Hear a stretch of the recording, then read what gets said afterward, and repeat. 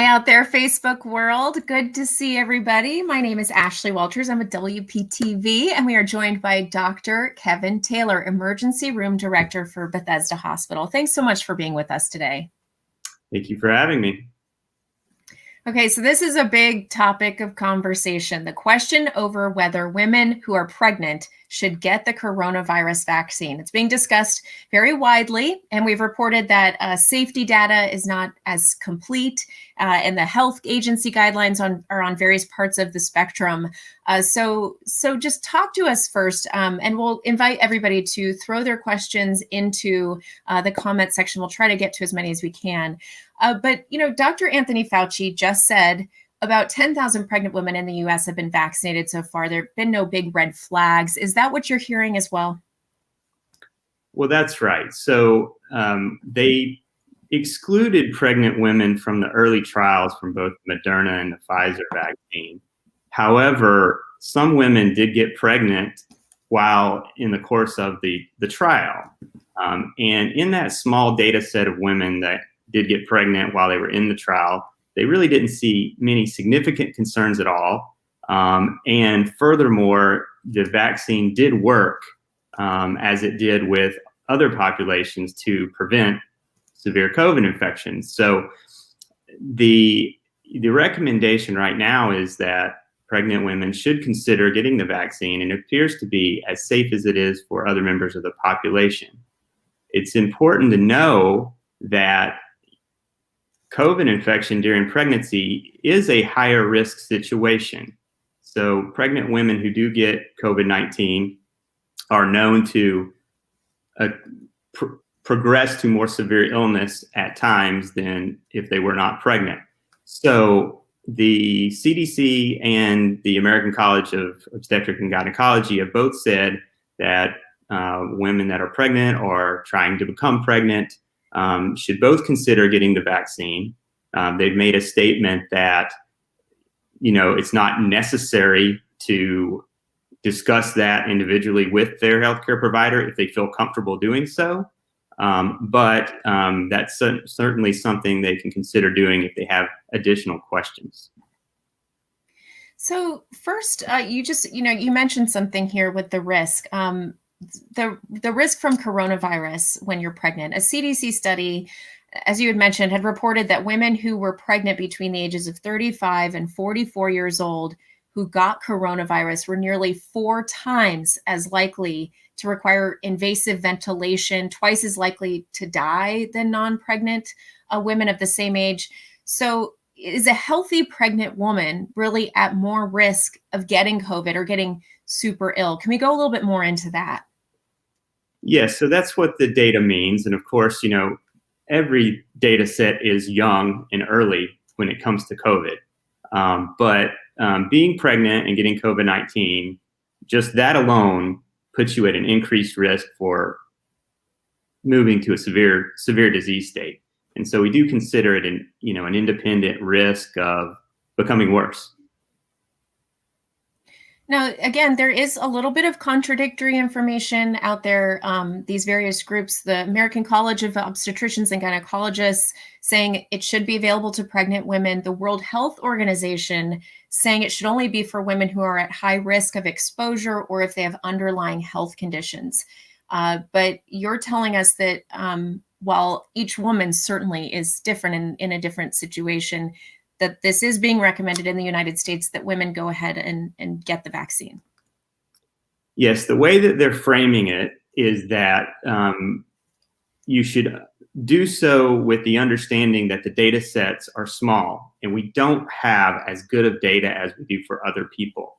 So it should be sort of a shared decision making based on the individual patient's comfort level. And because there's not a lot of data, if you're uncomfortable, you should have a further conversation with your obstetric healthcare provider so that you're as fully informed as possible. Because it's one of these situations where we don't have massive data or information on safety more similar than we do to the other population. So it is a bit of a gray area, but they're trying their best to give the safest recommendation, and they're certainly leaning towards, recommending the vaccine if you feel comfortable.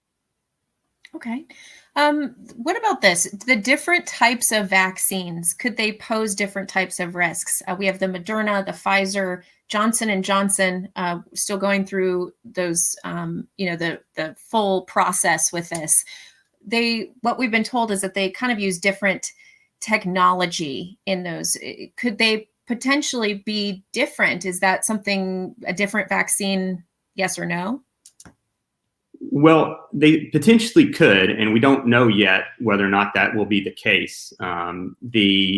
The technology for the Moderna and the Pfizer, of course, is mRNA technology.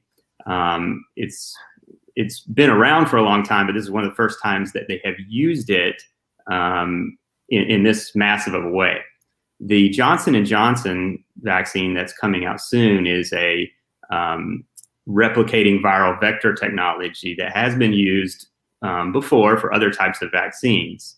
It uses DNA instead of RNA and a non-replicating viral vector, an adenovirus, to insert the DNA. So we don't know yet whether or not that could present, new and different side effects and risks until we get more of their data released. Okay. I've seen a few people ask specifically about breastfeeding. So this would be obviously once a woman is given birth. Are there any concerns for a woman who's breastfeeding for her health or her baby's health? It's a very good question, very common question. So as far as we've been able to determine, COVID-19 as a virus itself does not cross over into the breast milk. So there's no real reason to believe that the protein that's produced from the vaccine would cross over into the breast milk and cause any problems at all. In fact, it is likely that the antibodies that the mother produces after getting the vaccine, which we know those things do cross over into breast milk, can be potentially helpful to the baby through a process that we call passive immunity, where the mother passes many of her antibodies to various things over to the young child through the breast milk. Okay. What about this as we step back into the pregnancy bit? Can coronavirus itself transfer to a baby? If a mom has coronavirus and then she were to give birth, would the baby potentially be born with coronavirus? It only through a typical transmission process, but not through just the birthing process itself, we don't think. And that's not been something that's been either studied extensively or known extensively. We do know that, the baby will have many of the same protections that the mom has too very early on.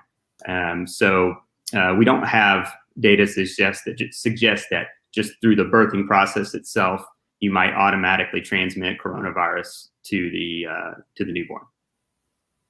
And the vaccine itself, if a woman gets the vaccine could not potentially cause any specific harm to the baby? So again, small data sets, and we don't have a lot of information on that, but no early indication suggests such a thing as of yet. And it's important to know that, like we talked about earlier, the fact that COVID-19 can lead to more complications in pregnant women, and that can also portend, premature labor in certain instances. So you are weighing some risk and benefits, and some of the risks can be quite large to pregnant women. Let's go a little bit more into that. As things get closer to that due date, I had a friend ask me specifically, she's pregnant. Is this something where a woman should go on lockdown, whether she's had the vaccine or not, go kind of on lockdown a few weeks prior to that due date, thinking if she actively has coronavirus when she goes into labor, could it affect her experience or the way she's handled at the hospital, the way her baby's handled? What would that actually be like? Well, certainly I think taking increased precautions throughout pregnancy is recommended. because of what we've spoken about already. And when you're getting close to that due date and you're going with the expectation that you're going to be going to a hospital setting around other people, you're going to be going through a physically stressful event, being as healthy as you can be at that time is important. And I think it would be prudent to take, as prudent a measures as you can to stay at home, limit unnecessary interactions with people that you don't cohabitate with already, so that you can maximize your chances of being healthy when you get to that day. Let's see. What about are different doctors and obstetricians? Are they going to have different opinions about this? Offer different advice or information? Maybe perhaps even receiving different viewpoints. How can a woman? Do you have any tips on how a woman can sift through all of this information as things continue to progress? Yes, and doctors often have various opinions on certain things, especially when data may not be 100% clear. So that kind of speaks to hoping that you have a healthcare provider who you've gotten to know and you trust with their opinion. But you can also educate yourself with trusted resources, such as the guidelines and the discussions that are available at the cdc.gov. Is there also a consideration as a woman is weighing all of this to what the experience is like once you actually, if you got coronavirus? Is the experience of fighting this off while pregnant perhaps different? I mean, a pregnant woman not supposed to take a lot of those over-the-counter medications, for example, things that would make you more comfortable or help to fight back some of those symptoms. What do we need to be thinking about in terms of that? Well, the experience of COVID-19 symptoms are extremely variable for lots of people, and that includes pregnant patients. So, it can go from virtually asymptomatic to quite severe symptoms. Many of the therapies that we use for more severe COVID-19 are still viable for pregnant patients if they require them. When you have mild to moderate disease, the treatments that we do at home for those are also fairly available, which is mostly to try to rest, keep yourself hydrated, use Tylenol for fevers, which is a safe medication for pregnant patients. So there's still these types of supportive avenues available. But if they do, unfortunately, go to a more of a severe disease state and require hospitalizations, we do have options there as well. There are some, physiologic changes that do happen later in pregnancy that can make this more complicated. For instance, the lung capacity and the breathing capacity is not as good as it is without late trimester pregnancy. Usually the respiratory rate is a little bit faster just generally. And if you add a respiratory infection to that, it can certainly make symptoms be more complicated. What is the, for when a woman is actually going into the hospital to deliver, there's a whole process. I recognize that you all, certainly if a woman is exhibiting symptoms or has had a positive test, what are the things that maybe could potentially be in store for a woman who is giving birth during a pandemic? Well, we try very hard to keep everyone safe through in the hospital in general, and that includes through our labor and delivery process. So many times they're going to put in place a system, and what we have is one where if the delivery is scheduled or planned, we get the patient tested beforehand, so we're aware of the COVID status, such that we can cohort her safely and privately in isolation and take care of her that way, keeping all of our staff, of course, safe with appropriate personal protective equipment and the like. Sometimes, of course, deliveries are not exactly planned, And we work very quickly, and we have good testing available to test everybody that comes through for the same reasons, so that we can cohort and keep the patient, if they do happen to be positive, safe and in isolation rooms, so we can take care of them and the baby that way. There have been, of course, since the pandemic started at many hospital sites, limited visitation of others outside of, immediate family. So that is a change in process from maybe previous things that women have experienced before that may affect the delivery day. Now, are there considerations with the vaccine at this point? And again, the information that's available is what you have access to as well. But for example, a woman getting a vaccine when she's 1 or 2 months pregnant versus 7, 8 months pregnant, is there a difference in the two? We don't have enough data to really speak about that at this time. There's like I said, they initially excluded women that were known to be pregnant from the initial trial. So the only ones that really were in the data sets ultimately were women that found themselves to be pregnant shortly after or became pregnant during the trial. And those were all, of course, really early pregnancies. So we don't have robust data yet on various stages of pregnancy and how they, the efficacy may change during that time. Going back kind of to the beginning of this discussion, I know we have a lot of new people who have joined us in the process of this conversation and just hooking in. Going back to the beginning, I know we're talking about there's a lot of information. There is some misinformation out there, and of course, a lot of discussion about the vaccine. The recommendations are slightly varied depending who you ask, whether it's, go ahead and do it or consider if you have underlying health conditions, that kind of a thing. Take us back to what you're hearing right now for women in our communities in terms of pregnancy and vaccination. Well, like we spoke to at the beginning, the CDC and the American College of Obstetric Gynecology, I think, is probably the best source for your most up-to-date recommendation. They are trying their best to give the safest recommendation, knowing that they don't have robust data for these vaccines at the moment. But every indication is leading them to believe that the risk is, the benefit is worth the risk based on what we know. So specifically for women that are pregnant that also have other known risk factors for severe COVID infection if they were to get it, they're encouraging them to consider getting the vaccine.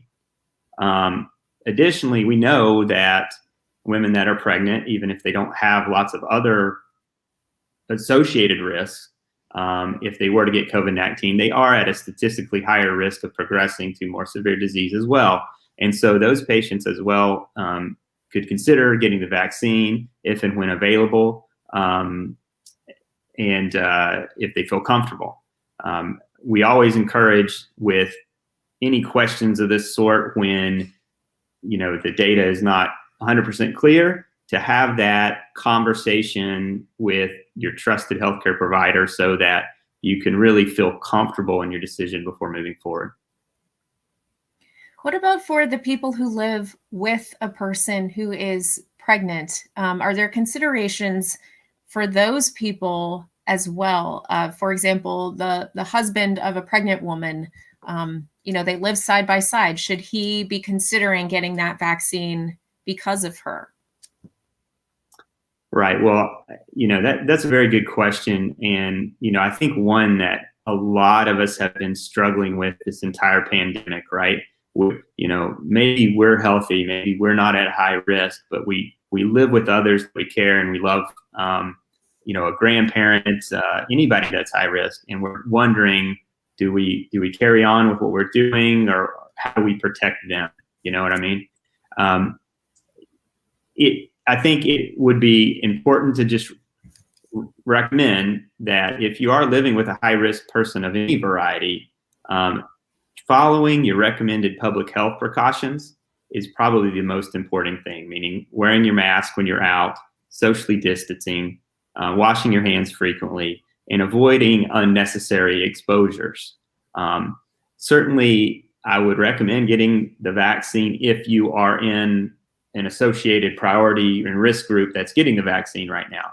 Obviously, it's not available to young, not at risk persons, and living with a pregnant patient doesn't yet put you on that priority list, although, hopefully it'll be more available to everyone who wishes to get one soon. So that would be my recommendation for that situation.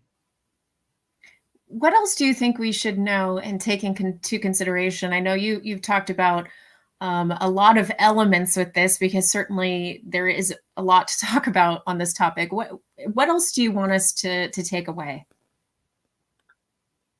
Well, I think that one of the things that has impressed me throughout this entire pandemic is the importance of being healthy in general. So we hear a lot about the different types of medical conditions and health problems that will lead people to have an increased risk of having severe COVID infections. And the negative of that is true, that if you don't have those conditions, then you are less at risk of having severe disease. So, not only is it important to follow these public health measures of social distancing and masking and washing hands and avoiding unnecessary exposure, but to, thinking a little bit, and sometimes with your healthcare provider, about what measures I can do to keep myself in optimal health and reduce my risk factors during this time, could be very important to yourself and other people. Very good. Dr. Kevin Taylor, we really appreciate your time, and we value the information. Everybody, you can go back through and listen to this Facebook live stream from the beginning if you are interested in getting some of those questions answered again or hearing it again. That's certainly an opportunity for you. Anything else you want to add? No, I thank you for having us on. We value getting to get some of this information out to the community. So thank you for everything you're doing. Very good. And again, if you have specific questions about you and your own health, you can take them to your doctor. That's recommended. But staying on top of all of these recommendations really does help to stay in touch. So thank you so much for your time. Thank you, Ashley.